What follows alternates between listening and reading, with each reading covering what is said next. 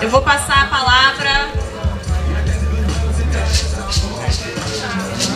para Ruth Tapuia, mas antes disso, aquele agradecimento. Esse projeto foi fomentado pelo programa Funarte de apoio a ações continuadas 2023 e está sendo realizado pela Universidade Pluriétnica Indígena Aldeia Maracanã e pelo Centro de Etnoconhecimento Sociocultural e Ambiental Caiuré. Com o apoio do coletivo Transfluência de Saberes da UFRJ, Etnias do Porto, Cato Filmes, Eleve Produções, Voz da Comunidades e Zawarzi Pecoé. É isso, muito obrigada a todos que estão aí apoiando o nosso movimento, fazendo acontecer também o Coerem. Ruth, suas meninas estão todas aqui, então passo a palavra para Ruth Tapuia, uma salva de palmas para ela.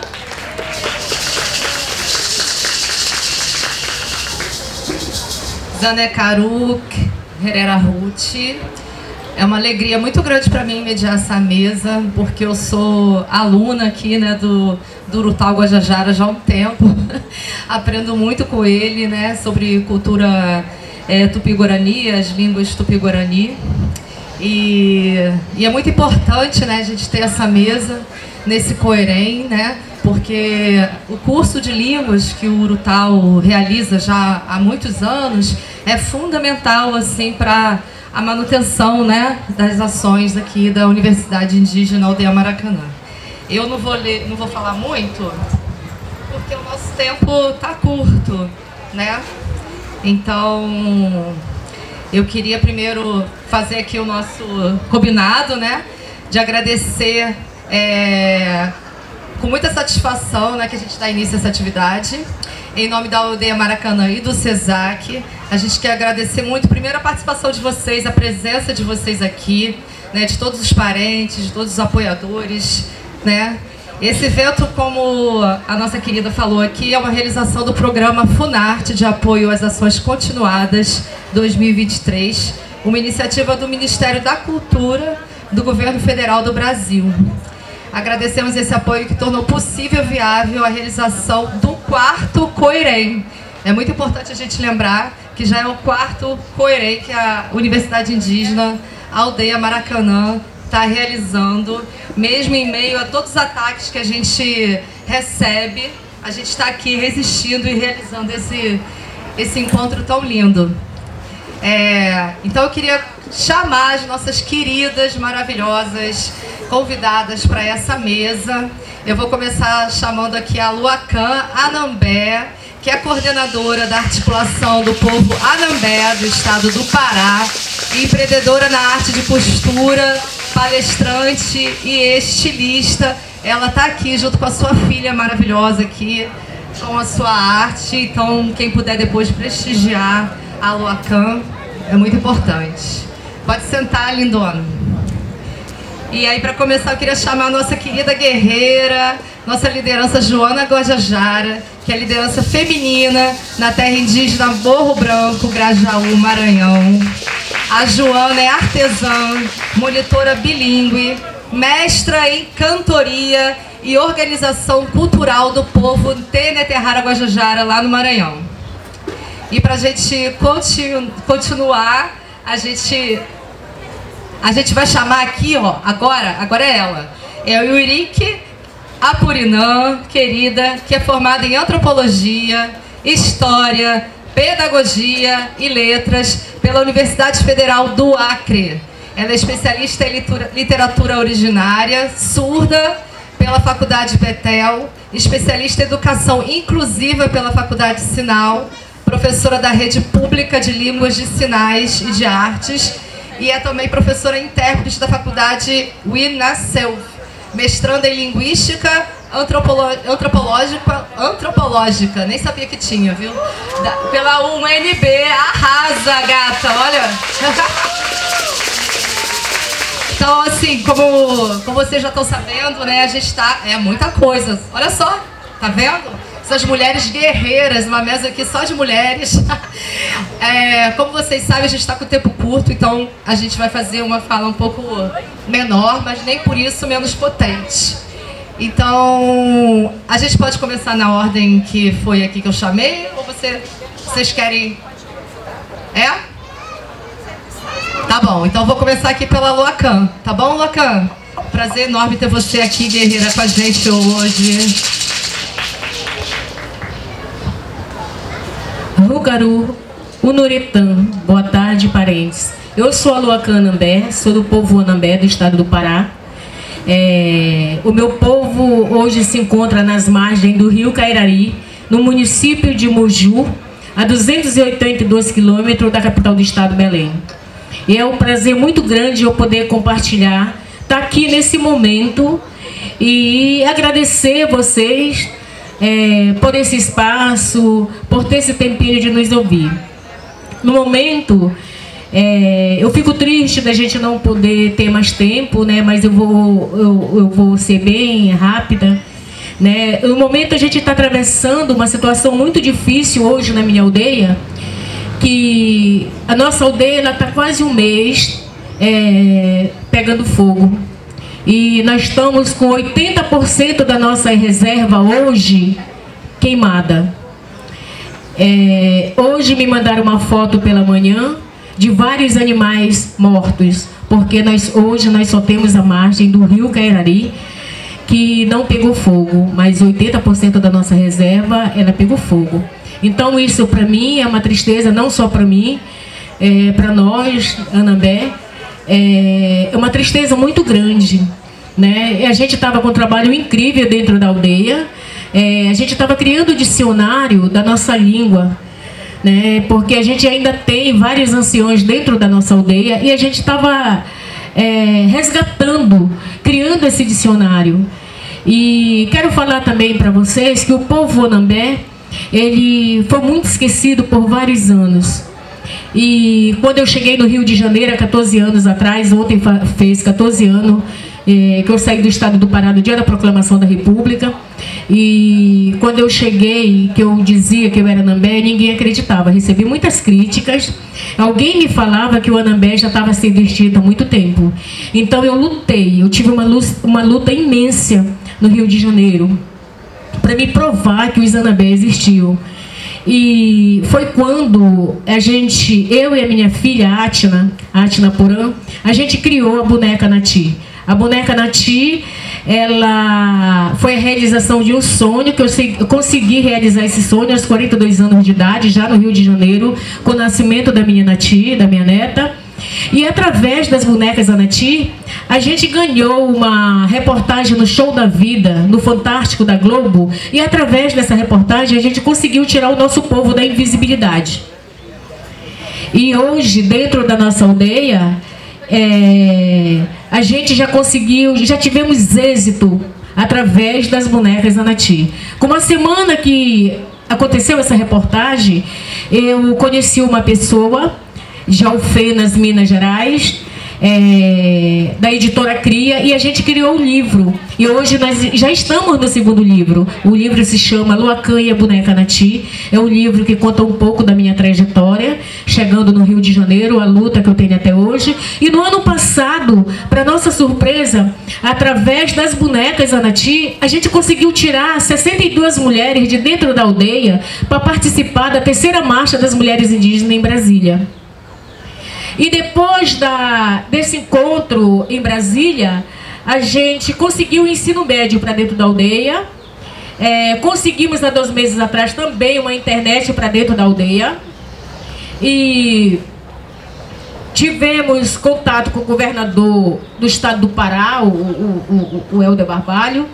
E ele fez uma doação para Secretaria de Educação. A Secretaria de Educação doou o transporte para dentro da aldeia e a Secretaria de Saúde também doou um transporte para dentro da aldeia. Então eu sinto que depois dessa visualização, a gente aqui no Rio de Janeiro e eles lá, foi muito importante para a gente. O nosso resgate da nossa língua também está sendo muito importante, apesar da gente estar vivendo essa queimada, né? E os brigadistas estão dentro do território. A gente já se movimentou perante o MPF, né? E estamos esperando o resultado. Eu queria poder Quantos minutos tá faltando? Tá. Então é essa situação que a gente está vivendo hoje, né? E no momento a gente está aqui no Rio de Janeiro, a gente mora em Jacarepaguá, nós somos três mulheres empreendedoras. Eu criei também a Artes Papaxibé. A Artes Papaxibé em Tupi-Guarani quer dizer farinha com água, que mata a fome do caboclo paraense, é uma marca de roupa. E nós somos três mulheres, eu, Luacan Anambé, a Atna Anambé e a Anatia Anambé. Nós moramos em Jacarepaguá. Nós estamos com o nosso quartãozinho aqui do lado. Quem tiver interesse em nos visitar, conhecer melhor o nosso trabalho, estamos em Jacarepaguá. Mas nós temos um entendimento direto com o nosso povo. Sempre viajamos para lá, sabemos de tudo que está acontecendo. E aqui, não é à toa que eu fui a única mulher que saí. Estou aqui no Rio de Janeiro e hoje eu sou coordenadora de articulação dos povos Anambé do estado do Pará. Gente, muito obrigado, não vou me prolongar. Eu agradeço muito a vocês por dar esse pouquinho de tempo e me ouvir. Obrigada, Luacan. Muito importante, né? A gente também falar dessa experiência de migração que a gente vive, né, no nosso próprio território, né? Então vou passar aqui para continuar a palavra para a nossa querida Joana Guajajara. Zólia Carugino, não, boa tarde de novo. Que eu vou contar aqui um pouco minha cultura, né?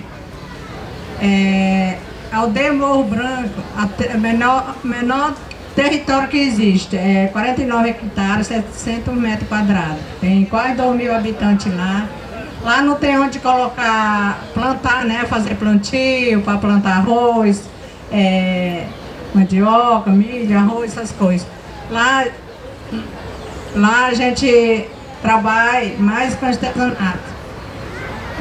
Lá tem cultura, a gente tem a saída da menina da Tucai, a festa da menina mosca, a festa de muqueado. Quando a menina menstrua a primeira vez, a gente faz a festa da menina mosca e a festa de muqueado. Tem a festa dos rapazes. Quando o rapaz muda a voz, nós temos que fazer a festa, né? Para poder pegar maracá, ó, os jovens. E tem a nossa pintura, a nossa fala, a nossa comida. A gente fala mais lá na língua, né? Se entende mais com a nossa língua mesmo, né? Tupi-Guarani. E lá é cheio de pé de jacaré. E a aldeia é pertinho de um de outro, né? E cada aldeia tem um nome. Porque os Tatihara, né? Nós indígenas não tem endereço, né? Tem que ter o nome da aldeia. Aí tem a aldeia emendada aqui, ali tem um nome. A sede que é o Morro Branco. Bem pertinho do Morro Branco tem a aldeia, tem um nome. É assim, porque a território lá, tão pequenininha, fica perto da cidade, 500 metros, para a gente chegar lá na cidade. E lá não tem palha para construir a nossa residência, não tem madeira. Lá para nós é muito difícil, mas sempre as mulheres indígenas são guerreiras e a gente faz muita arte, né, artesanato. A gente sai, como a gente está por aqui, nós trabalhando, mostrando a nossa arte para a sociedade capital. A gente faz o dinheirinho, a gente retorna, a gente compra madeira ou telha, é isso. Cada criança estão aprendendo a fazer arte, né? Colar, brinco.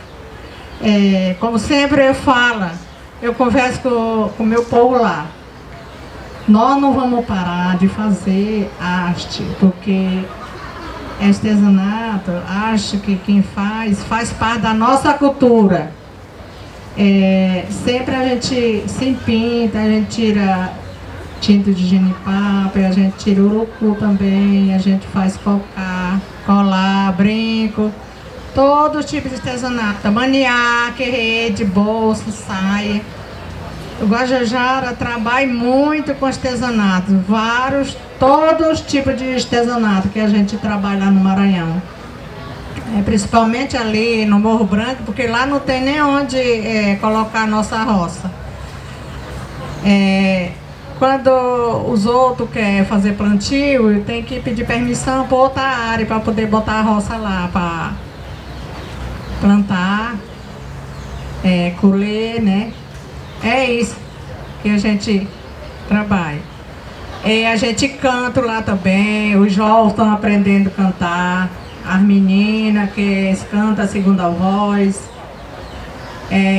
Tem muita, juventude, né, estão se preparando, tem muitos cantores novos, muito cacique novo que são jovens, né?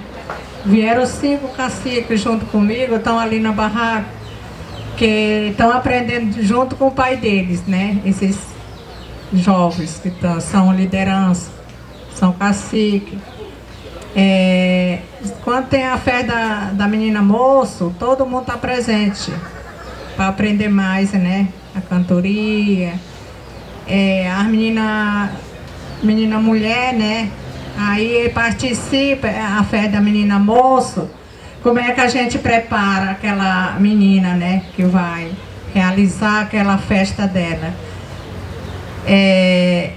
Quando mestrua a primeira vez, a gente bota na tucaia, a gente pinta tudinho, corta a pastinha, o cabelo, bota a miçangue no pescoço, amarra no braço, a da perna, tudo, passa 7 dias.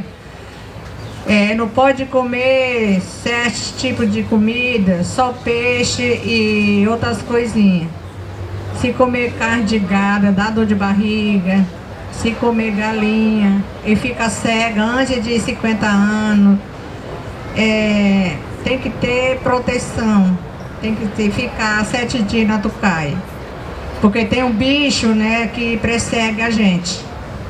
Pois é, meus parentes, só isso. Tem muita história, mas até 2 dias, 3 dias não dá para contar. Eu contei pulando, né, um pouco. É isso. Obrigado, muito obrigado. Obrigada, Joana. Que bom que a gente vai poder ter tempo para ouvir mais você, né? Para você contar suas histórias, que são muitas, né? Joana é uma liderança muito importante para a preservação da cultura guajajara no território dela. Então, vou passar aqui para a nossa querida Purinã, né? Para ela tecer suas palavras sobre a questão do pidorama plurilinguístico, né? E que lindo que a gente está aqui, né? Com pessoas de línguas diferentes, né? Para a gente poder fazer essa confluência aqui. Vou passar para você, querida. Oi, Thay, mãe. Boa tarde a todos. Eu sou a Helenira Purinã, do estado do Acre, e sou pesquisadora, né? A gente trabalha com a questão das línguas. Quando eu falo das línguas, no meu estado eu trabalho com a língua de sinal, que é uma língua de sinal específica, materna, do povo do Acre. Não é só do meu povo. No meu estado tem 24 povos, né?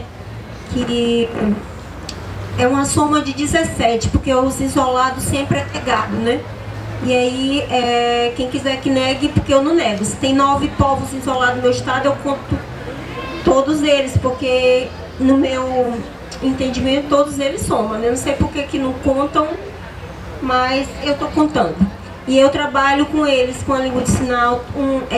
Cada um tem uma língua oral específica e a língua sinalizada é em comum para todos eles.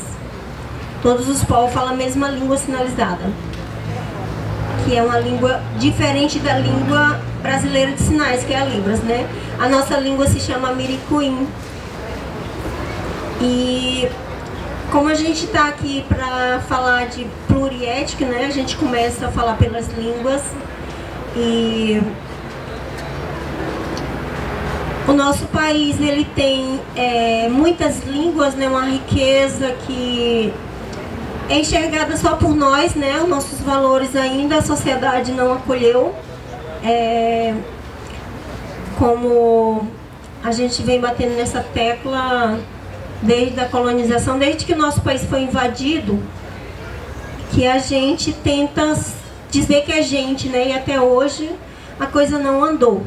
É proibido a gente falar língua, está na Constituição, está na lei.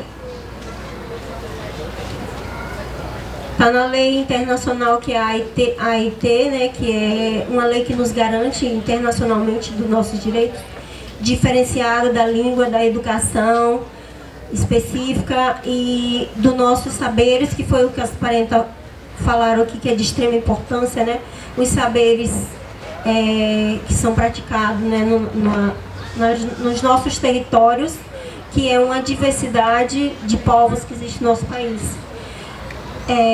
Nós temos 410 povos no nosso país e 480 línguas, contando as línguas sinalizadas. Porém, as universidades, as academias e os outros órgãos que se dizem responsáveis por nós, eles divulgam que a gente tem 305 povos, né? E 270 línguas, porque eles não contam os isolados. No meu estado tem 9 isolados, na Amazonas tem 58, no Mato Grosso tem 38, no Rio de Janeiro parece que tem 6 ou 7. Os isolados que não pode aparecer nem ser contado, né? Mas eu não sei qual o motivo, e sei que o motivo de negar nossos povos e nossas línguas é o de sempre, que é esses povos isolados que não existem em documento nenhum, se eles forem exterminados e suas terras tomadas, quem vai reivindicar se esse povo não existia, né? Eu estou numa guerra para mim escrever sobre a língua sinalizada do meu povo, que também é proibido, porque ninguém nunca escreveu dos nossos povos sobre a língua, e um monte de pesquisadores, que se diz pesquisadores brancos, já escreveram dizendo que a gente não tem língua. E aí eu estou numa guerra para me dizer que eu tenho língua sim, mas os outros que já defenderam as teses de doutorado, pós-doutorado, mestrado, aí eles estão muito incomodados, e eles acham que a gente é inimigo deles porque a gente quer dizer que tem língua, entendeu? E aí agora tem a retomada, que é a das línguas, década das línguas, que tem os grupos nacionais que a gente está incluído, e os internacionais, que é para a gente fazer uma retomada, né, durante 10 anos, para a gente documentar nossas línguas e escrevê-las, né, porque as línguas indígenas ela é mais oralizada, né, ainda não foi, poucas estão escritas, então a gente está nessa carreira. E nesses grupos a gente encontrou esses pesquisadores que já defenderam sua tese e estão defendendo, dizendo que a gente não tem língua, né. E aí são as negações do nosso país que nos entristece, né, porque a língua a gente não pode ter, uma educação diferenciada nunca foi aceita, o território tem dono que nunca é nós, primeiro a terra é da União, não é nossa. Depois a União permite que os fazendeiros o agronegócio, os mineradores e o governo junto, que invada nossas terras, e as terras deles é documentado, nós não, até hoje não, a gente nem tem direito de morar nem de documento, e agora o marco temporal, né, desmanchou a Constituição com nossos direitos. Aí a gente, na verdade, nunca teve direito de nada, porque a Constituição não saiu do papel até então, e agora nem vai sair mais porque já foi desmontada com o marco temporal, né? A gente não tem direito de praticamente de existir aqui no nosso país. E aí a gente vem trazer um pouco da questão das universidades, que também dizem que são nossas parceiras, né, nessa luta, mas estão longe de ser. A gente luta sozinho. É uma guerra desleal. Nós temos 35 anos que tem uns cursos dentro da universidade chamado de cursos interculturais. Nunca uma universidade nos aceitou lá dentro, porque nossas línguas não é ensinada. Um curso intercultural que não tem ensino de língua, nossas línguas, não é intercultural. É um curso da universidade, do programa deles, com o currículo deles, e nós não somos só os intrusos lá, que eles estão usando nosso nome para dizer que tem um curso diferenciado, porque também as verbas que vêm para nós é diferenciado, né? E aí a gente está aqui para dizer que a comunidade de Maracanã, esse território aqui, ele faz acontecer uma universidade de verdade. A universidade pluricultural, que é a nossa, que ensina língua e que abre para as universidades de fora, diferente da outra que não nos acolhe. Aqui acontece realmente uma universidade pluriétnica, onde tem várias línguas e essas línguas são ensinadas, porque aqui tem curso de língua, de artesanato, das pinturas do nosso esquinê, né, a nossa arte, e dos saberes, que são as práticas dos rituais, das danças, das músicas, que é isso que a gente reivindica, que a universidade nos aceite e enxergue que a nossa cultura não é só nossa, é um patrimônio do Brasil e é um patrimônio mundial, porque não envolve só aqui. E aí a gente também vive levantando essa bandeira de luta há séculos, mas aí tá difícil da coisa acontecer. A gente cada dia regride, a gente pensa que está avançando, mas a coisa está cada vez pior para nós. E um grande exemplo é esse território Maracanã, né, que não foge aos costumes do território lá dentro das bases na floresta. Aqui é atacado, o povo quer tomar, joga a polícia, joga bomba atômica lá, eles põem os fazendeiros, joga arma, mata, joga lá e nada acontece. Então é a mesma perseguição. Isso acontece porque o originário não é para existir no nosso país, né? Porque o país é de quem roubou, então até não é nosso. É nosso, mas a gente não se apropriou até agora. Então a gente vive nesse dilema.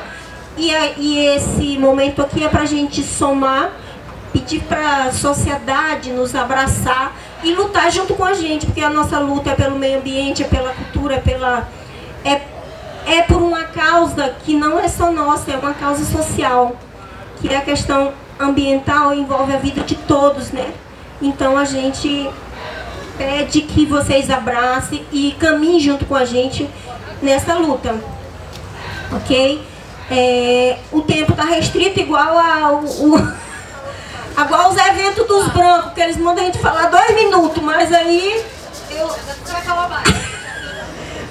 eu vou parar por aqui, porque o nosso tempo já acabou. Eu peço desculpa aí se eu passei, tá? É outra coisa que nós não nos adaptamos, né? Viver controlado por o tempo também. Quando a gente tem a oportunidade de se expressar, o tempo é sempre muito restrito e aí não dá tempo da gente nem falar amém, já acabou o espaço. Mas valeu aí, tá, gente? Tá feito o convite pra gente caminhar junto. Gratidão aí pela presença de vocês aqui por estar junto com a gente. Tá falando aqui? Bom, obrigada, Purinã. Muito importante as suas palavras.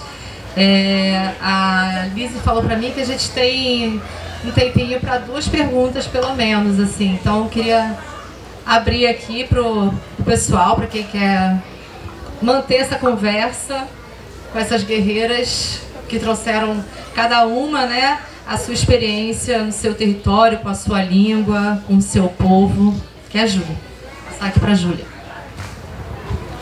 Eu quero fazer um acréscimo à palavra das meninas aqui, porque a gente lá no Mato Grosso, através de um projeto, foi admitido em algumas escolas que houvesse o professor que fazia a tradução, né? São tradutores bilíngues na língua chavante, ao Embreme, a língua chavante, e escolas com mais de 50%, até 50% de chavantes vivendo na cidade não tinham até aquele momento tradutores. Então, os alunos que tinham que fazer ensino médio na cidade, eles eram reprovados, né, em massa, porque eles eram burros, porque não entendiam o que o professor falava. Que o professor falava que ele era burro, que falou, entendeu? Claro, é a segunda língua dele, né? Muitas vezes os chavantes e outros indígenas de diversos povos só vão começar a falar português quando eles precisam adentrar a cidade, depois até de 15 anos, né, quando entra para o ensino médio. É ali que ele vai se empoderar de determinada forma e falar o português. Então, o Heron, lá no Mato Grosso, ele fez esse projeto, e esse projeto vem acontecendo em algumas escolas de muitas pessoas chavantes que vivem ali naquela cidade e que tem esses intérpretes em sala de aula, né? Então é um grande avanço. E em relação à questão da língua, o problema da língua no Brasil, dos povos indígenas, é que o Brasil ele não considera as línguas indígenas línguas oficiais. A língua oficial é o português, e se tem alguma outra língua ensinada na escola, se ela não é oficial, ela vai ser uma língua estrangeira. É isso mesmo? Então, né, é bom a gente pensar que, levando em consideração que o Brasil é o mais plurilinguístico, mais pluriétnico do mundo. São 274 línguas, né? E ainda tem as línguas que estão sendo reivindicadas. Então, é importante a gente lembrar disso, né? E às vezes, quando as pessoas estão aqui e você fala assim, ela está falando errado, ela não está falando errado, ela está se esforçando para se comunicar com você, porque ela tem a língua mãe dela, né? E essa língua portuguesa, ela é uma segunda língua, que necessariamente quem teria que dominar as línguas nativas seríamos nós, e não eles aprenderem o português. É isso. Obrigada, Júlia. A gente tem tempo ainda, Lizzy? Para mais uma pergunta? Alguém tem uma pergunta? Não? Então vou fazer uma pergunta aqui para a Purina. Porque, assim, eu acho que esse tema da acessibilidade, né, eu acho que é muito importante, né? E eu sempre vejo que tem pouca essa discussão. A gente fala muito da língua brasileira de sinais, né? Mas o português não é a única língua, né? Então, eu acho que é um tema muito importante, que a gente pouco discute, né? Eu acho que isso é mais uma vez, né, a gente está falando, né, do quanto que a universidade indígena acaba ensinando muita coisa para a universidade, né? Eurocentrada, né, colonizadora, né, de nossos pensamentos. Então, queria te perguntar como é que você chegou, né, nesse território que é um território tão importante e tão pouco habitado, eu acho.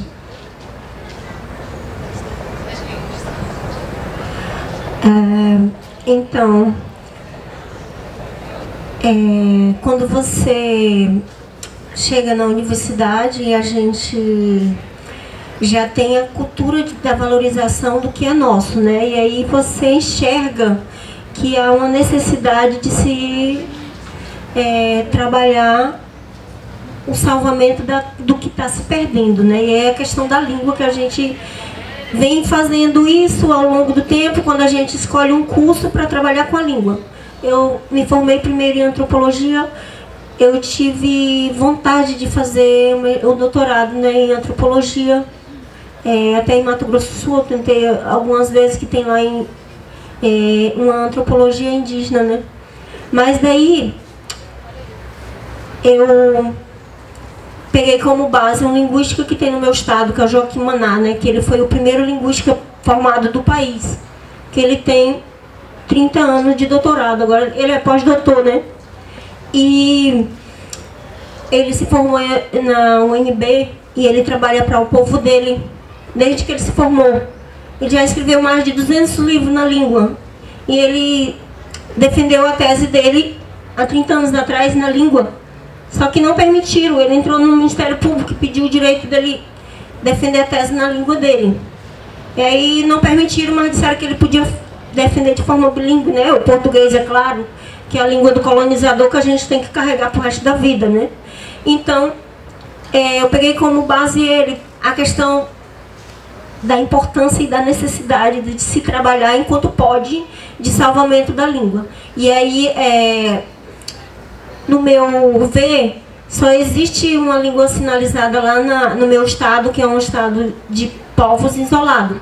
Que nossos povos lá, eles vivem no meio da floresta. São pouquíssimos que vivem na cidade, porque lá o acesso é só via aérea e aquática.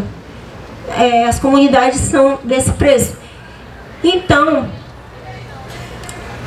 ainda existe essa língua por conta desse acesso que não tem. E também os parentes que tem família que tem surdos, eles não permitem que eles sejam expostos para a sociedade, porque a gente já viu o preconceito doentio, né? Então eles protegem o máximo. Então os surdos de lá não tiveram acesso ainda às cidades, e nem a cidade teve acesso a eles. Então a língua está intacta. E aí eu comecei a pensar há 20 anos atrás como que eu trabalharia essa língua, mas como não tem nada escrito e a gente não pode começar do zero, que as academias não permitem a gente escrever o que é nosso, a gente tem que estar sempre citando as coisas dos outros, só que não tinha nada para me citar sobre a nossa língua. Ninguém teve acesso, não tem como citar. Aí fica de mãos atadas. Mas daí tem os capó, que também tem uma língua específica de sinal, né? Que viralizou no mundo, porque Kakumaçu, há 60 a 70 anos atrás, escreveu sobre a língua capó, que é uma língua sinalizada específica. E daí, através dessas pequenas coisinhas, mas ele não escreveu sobre a língua, ele citou algumas coisinhas que foram essenciais, tipo que é uma língua. Eles analisaram os movimentos da composição linguística e eles detectaram que era uma língua. Isso fora do nosso país, né? Porque aqui não é aceito até hoje. E aí a gente pegou esse gancho e eu trabalho também com os capó, porque eles me convidaram para trabalhar a formação desses professores também lá. E por incrível que pareça, a língua sinalizada capó tem muito em comum. Tem alguma diferença da língua dos isolados. Então é uma língua que surgiu no meio da floresta e como a língua ela se produz no coletivo cultural onde a gente vive, é uma língua parecida, tem poucas coisas diferenciadas.